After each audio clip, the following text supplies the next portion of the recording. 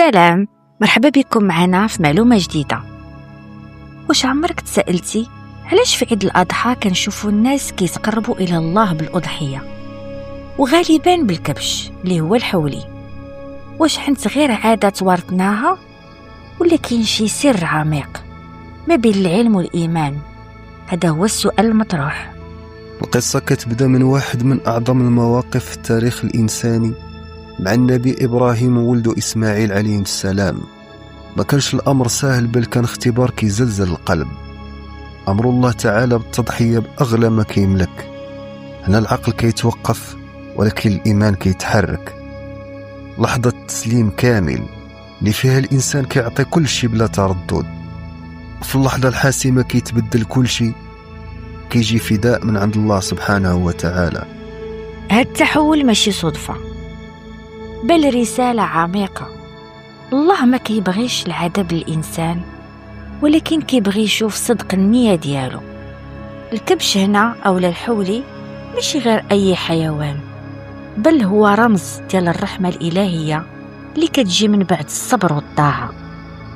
إلا مشينا للجانب العلمي غادي نلقاو أن الكبش عنده صفات مميزة.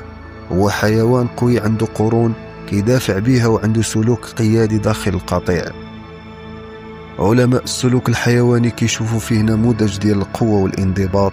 ماشي أي حيوان يقدر يمثل التضحية، خاص يكون فيه نوع من القيمة والهيبة، وهذا الشيء كيتجسد فيه. ومن ناحية أخرى الكبش قريب بزاف لحياة الإنسان، سهل التربية، كيتأقلم مع الظروف وكيعطي موارد مهمة بحال اللحم والصوف. العيد مناسبة ديال التضامن والرحمة بين الناس، لكن العمق الحقيقي كيبان من اللي كنرجعوا للمعنى الروحي. في الدين الإسلامي القيمة ماشي في الفعل الخارجي فقط، ولكن في القلب. الذبح ماشي هو الهدف، ولكن النية اللي وراه. الكبش كيتحول من مجرد حيوان إلى رسالة أنك مستعد تضحي، تعطي وتقرب من الله بقلب صادق. كأن الإنسان كيتعلم أن التضحية الحقيقية ماشي فقط في الماديات، ولكن في التخلي عن الأنانية، في الصبر، وفي الثقة بالله حتى في الأوقات الصعيبة. ملي كنشوفوا الصورة كاملة كنلقاو أن اختيار الكبش أولا الحولي كيجمع ما بين ثلاثة الأبعاد: